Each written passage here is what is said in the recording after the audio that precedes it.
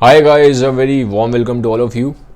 अभी मैंने Charles Darwin की बायोग्राफी ख़त्म किया है और बहुत लंबे टाइम से मेरे पास रिक्वेस्ट है कि मैं डार्विन के ऊपर कोई वीडियो बनाऊं।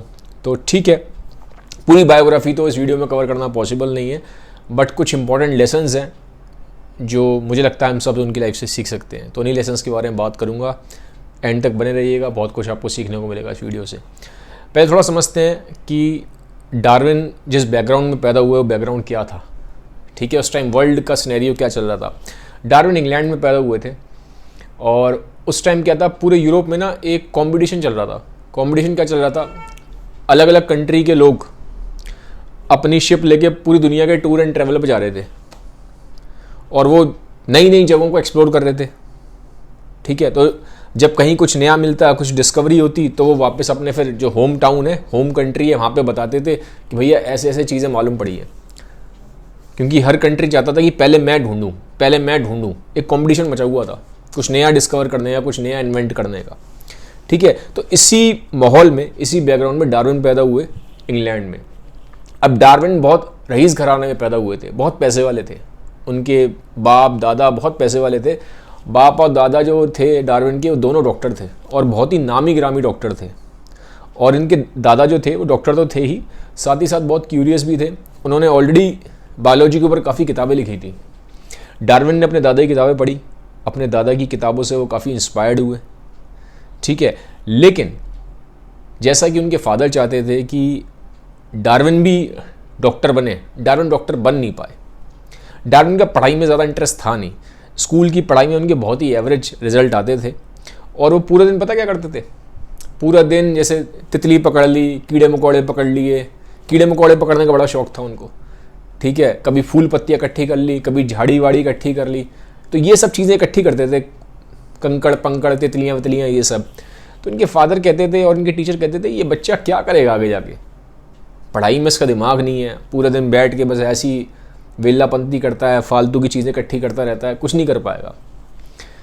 और क्योंकि उनके फादर, ग्रैंडफादर, बाप दादा बड़े नामी गिरामी घर से थे, बहुत पैसे वाले भी थे, बड़े बड़े डॉक्टर के ख़ानदान से आ रहे थे, तो लगता था यार ये तो नाम ख़राब करेगा, बदनाम करवाएगा, हमारी बदनामी कराएगा डार्विन। ठीक है, तो उनके फादर ने क्या करा, जैसे तैसे स्कूल हुआ तो उन्होंने कहा फटाफट मैं इसका ज़रा मेडिकल कॉलेज में एडमिशन कराता हूँ, शायद वहाँ इसका मन लग जाए। तो फिर मेडिकल कॉलेज में भेजा डार्विन को। अब डार्विन जब मेडिकल कॉलेज में गए तो वहाँ पढ़ाई थी। पढ़ाई में क्या होता है, उसमें एक जगह इनको इंटर्नशिप के टाइम पे इनको सर्जरी करनी थी। तो पहली बार ये गए जब ऑपरेशन थिएटर में, फर्स्ट टाइम, तो वहाँ एक बच्चे का ऑपरेशन हो रहा था और उस टाइम पे ना दुनिया में एनेस्थीसिया नहीं था, एनेस्थीसिया था नहीं। तो बच्चे का जब ऑपरेशन हुआ तो बच्चे को खून निकला, बच्चे को बहुत दर्द हुआ।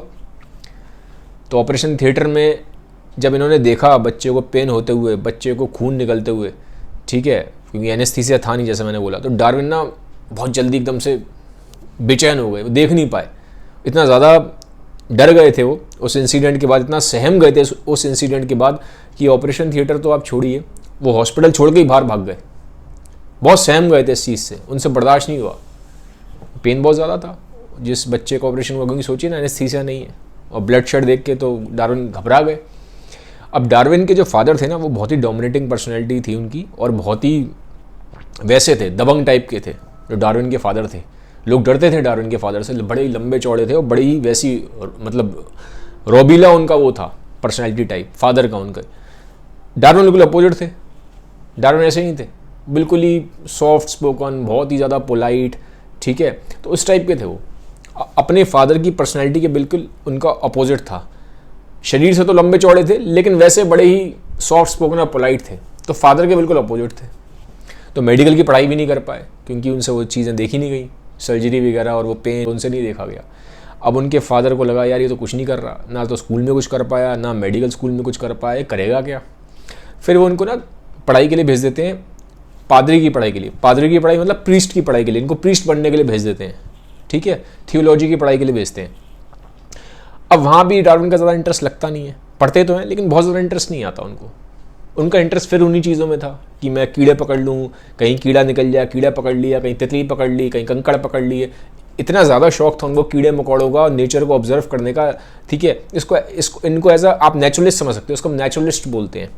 ठीक है, कि एक बार क्या हुआ कि इंसिडेंट है उनकी बायोग्राफी में कि जैसे उन्होंने एक हाथ से कीड़ा पकड़ा, बड़े एक्साइटेड हो गए, कीड़ा एक हाथ में पकड़ लिया, दूसरा कीड़ा देखा उसको दूसरे हाथ में पकड़ लिया, तीसरा कीड़ा एक और आ गया।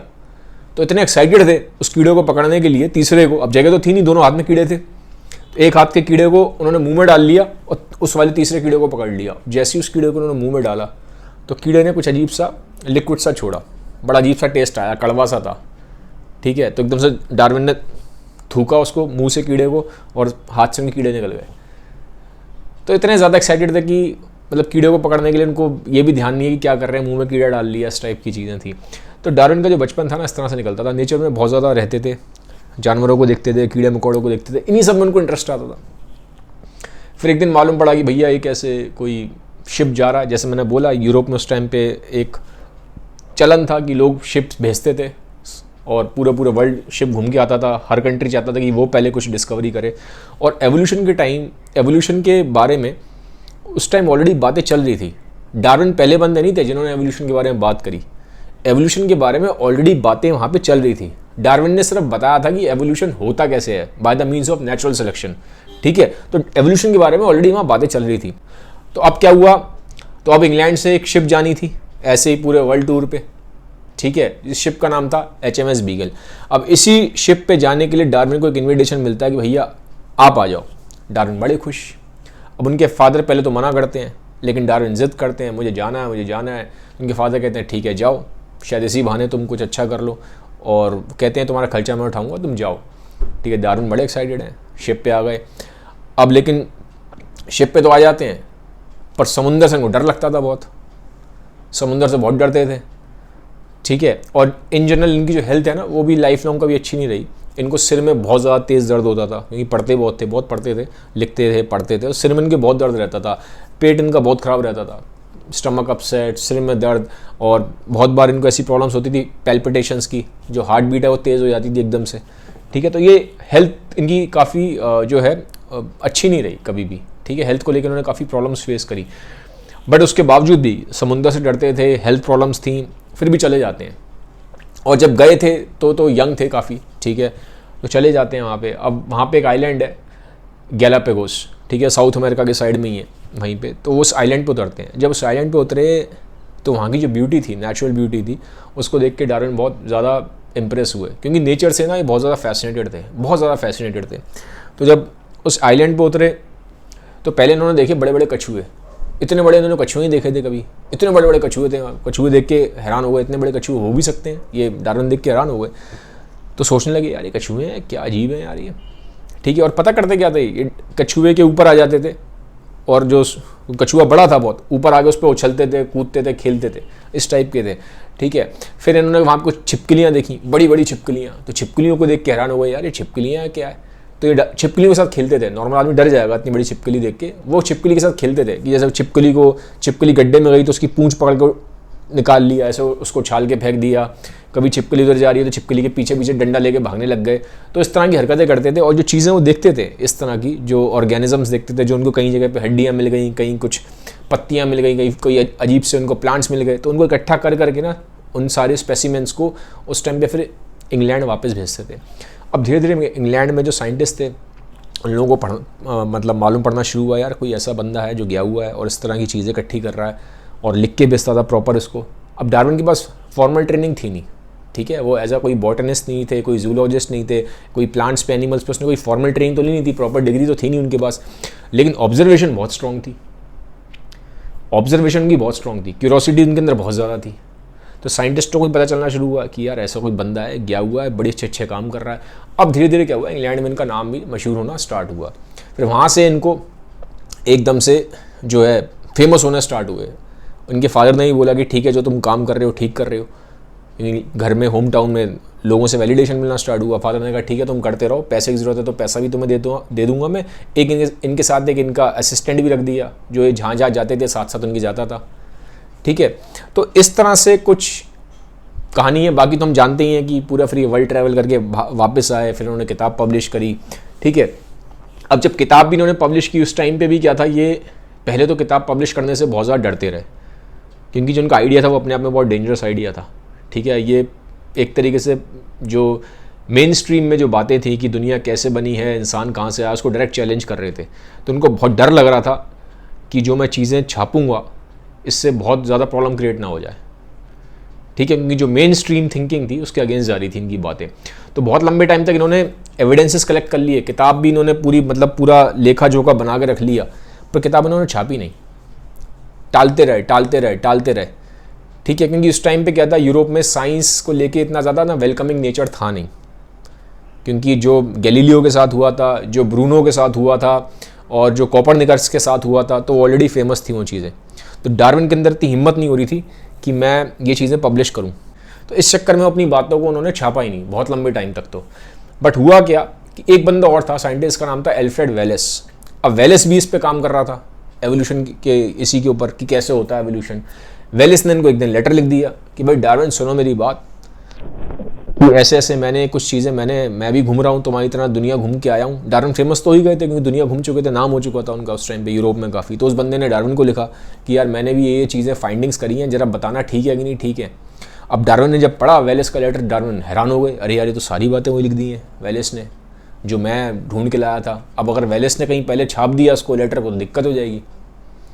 बट डार्विन इस चीज़ को समझते हैं और कहते हैं वेलेस से कि वेलेस तुमने काम बहुत अच्छा किया और तुम्हारा काम सच में पब्लिश होना चाहिए। अब डार्विन और वेलेस फिर दोनों साथ मिलके अपनी रिसर्च को पब्लिश करते हैं, ठीक है। तो इस तरह से फिर इनकी कहानी आगे जाती है। अब मैं बात एक और बताऊंगा, रहते कहाँ थे इनको, जैसे कि ना नेचर से बहुत प्यार था, बहुत ज़्यादा प्यार था। तो ये अपने मेन होम टाउन लंदन में नहीं रहते थे, रहने को रह सकते थे क्योंकि मैंने बोला कि बहुत पैसे वाले थे, बहुत रईस घराने से, तो लंदन में चाहे तो बंगला बना के रह सकते थे, ऑलरेडी बहुत फेमस हो चुके थे। बट ये रहते नहीं है लंदन में, शहर में ही रहते। शहर के बाद एक थोड़ा कंट्री साइड होता है, आप समझ लीजिए एक तरह का गाँव टाइप का, ये वहाँ रहते थे, ठीक है। और वहाँ पे भी इन्होंने काफ़ी बड़ा एरिया बना रखा था, प्रॉपर इन्होंने एक पूरा प्लांट्स की एक पूरी नर्सरी बना रखी थी। अपने साथ एक लोमड़ी रखते थे, एक पेट इनकी लोमड़ी थी, ठीक है। तो इस तरह से ना ये नेचर के बहुत लवर थे, तो ऐसी जगह पे रहते थे, नेचर को ऑब्जर्व करते थे। इनका अगर आप रूटीन भी बताऊं तो इनका जो रूटीन भी था दिन का, वो ऐसे था कि जब सुबह उठ गए, सुबह जल्दी उठते थे, ठीक है, 5 बजे के आसपास उठ जाते थे, फिर वॉक पे निकल जाते थे, ठीक है। अपनी लोमड़ी को साथ लेके जाते थे जब वॉक करने जाते थे, तो घर के आसपास इनके वहाँ लोमड़ियाँ घूमती रहती थी। फिर वापस आते थे, फिर ये अपना काम करने बैठ जाते थे, ठीक है। 2-3 घंटे इन्होंने मतलब काम करना ही करना है सुबह। फिर लेटर्स वगैरह आते थे इनके पास, दुनिया भर से लोग लेटर लिखते थे, तो वापस ये भी इन लेटर्स का रिप्लाई करते थे, फिर काम करने बैठ जाते थे। फिर जब ये दिन भर के काम से थक जाते थे तो ये थोड़ा सा आराम करते थे, शाम को फिर ये 1 घंटे की वॉक के लिए निकल जाते थे। वॉक से आने के बाद थोड़ा सा काम करते थे फिर दोबारा, उसके बाद फिर बाकी टाइम ये अपना वाइफ के साथ और अपने बच्चों के साथ स्पेंड करते थे, ठीक है। लाइफ में इन्होंने काफ़ी, अगर मैं बात करूं सफ़रिंग की, तो सफ़रिंग इस तरह से देखी है कि इनके 2 बच्चों का तो जो डेथ है वो बचपन में ही हो गई थी, और जो एक लड़की थी इनकी वो 10 साल की एज में उसकी डेथ हुई थी। इनफैक्ट जब ये अपनी किताब छापने वाले थे ना, ओरिजिन ऑफ स्पीशीज़, उस टाइम पे जब वॉलेस ने इनको लेटर लिखा था, तो ऑलरेडी इनके अंदर दिमाग में हलचल हो गई थी कि वॉलेस मेरे से पहले ऑब्जर्वेशंस ना छाप दे, ठीक है। तो उनका अगर वॉलेस इनसे पहले अपनी ऑब्जर्वेशंस को पब्लिश करवा देता तो डार्विन का नाम नहीं आता, ठीक है। तो वैसे ही इनको टेंशन हो रही थी उस टाइम पे, अपने दोस्तों को लिख रहे थे। इनका एक दोस्त था, बहुत क्लोज फ्रेंड था, उससे बात करते थे कि भाई अब क्या करना चाहिए, वॉलेस कहीं मेरे से पहले ना छाप दे। तो एक टेंशन इनको वो चल रही थी लाइफ में।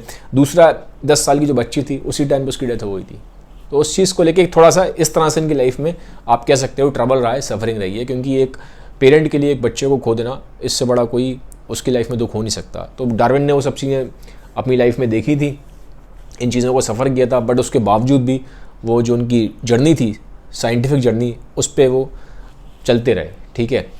और इनका ये मानना था डार्विन का कि कोई भी आदमी, जैसे मैंने आपको बोला, ये कहते थे कि लाइफ में आप टाइम की बहुत इंपॉर्टेंस है, क्योंकि ये कहते थे ह्यूमन लाइफ जो है ना बहुत बहुत ज़्यादा इंपॉर्टेंट है। क्योंकि जिस तरह से उन्होंने एवोल्यूशन देखा, समझा, तो इनको समझ में आया कि जो ह्यूमन लाइफ है ये कितनी ज़्यादा वैल्यूबल है, कितनी ज़्यादा स्टेजेस से होकर यहाँ तक पहुँची है, एक्सट्रीमली वैल्यूबल है।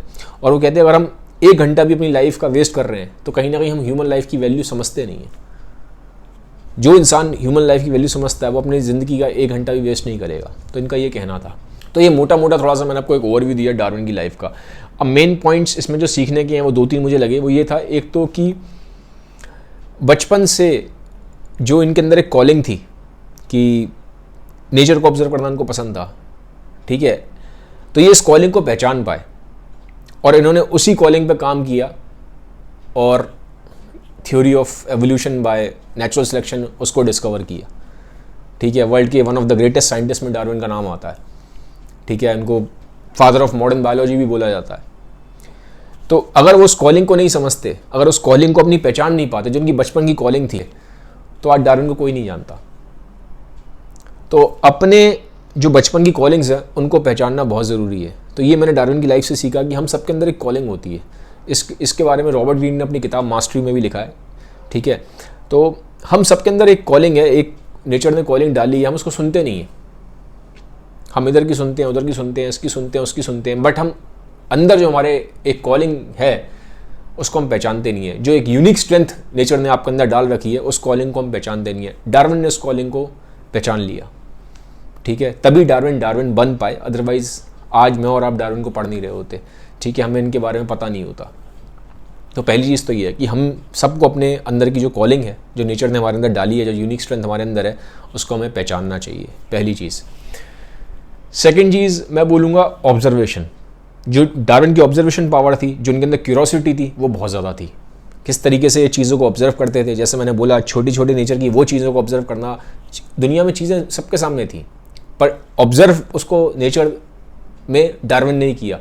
ठीक है, यूनिवर्स में लॉज हैं नेचर के, बट सिर्फ कुछ ही लोग हैं जो उन लॉज को डिस्कवर कर पाते हैं। ये दुनिया चल कैसे रही है, ये नेचर चल कैसे रहा है, कैसे ऑपरेट कर रहा है, हमारे आपके सबके सामने है वो चीज़ें, बट उन लॉज को निकाल के खोज के निकाल पाना, ये सिर्फ एबिलिटी दुनिया में कुछ ही साइंटिस्टों के पास रही है। और वो सारे के सारे वही हैं जो बहुत ज़्यादा क्यूरियस रहे हैं और जो बहुत ज़्यादा ऑब्जर्वेंट रहे हैं। क्यूरोसिटी और ऑब्जर्वेशन ये बहुत बहुत इंपॉर्टेंट इंग्रेडिएंट है। ठीक है, तो ये डार्विन की हम लाइफ से सीख सकते हैं, क्योंकि बहुत एक्यूटली चीज़ों को, मतलब बहुत ज़्यादा डेप्थ में जाके चीज़ों को ऑब्जर्व करते थे। जहाँ कोई नहीं देख रहा वहाँ डार्विन देख रहा है। ठीक है, तो ये क्यूरोसिटी ऑब्जर्वेशन हम डार्विन से सीख सकते हैं। और इसके लिए मैं बोलूँगा कि थोड़ा सा हमें जो नेचर है उसके क्लोज रहना चाहिए, क्योंकि तभी आप समझ पाएंगे। नेचर को ऑब्जर्व करना चाहिए।